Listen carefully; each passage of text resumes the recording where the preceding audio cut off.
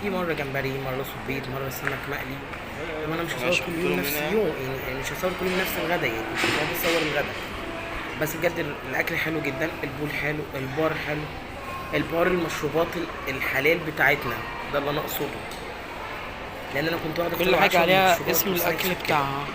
فبجد بجد هو حلو جدا. دي ملوخية.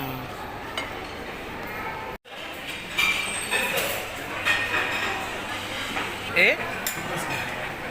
اه والله. بس بيقولوا في سمك. السمك ايه بقى؟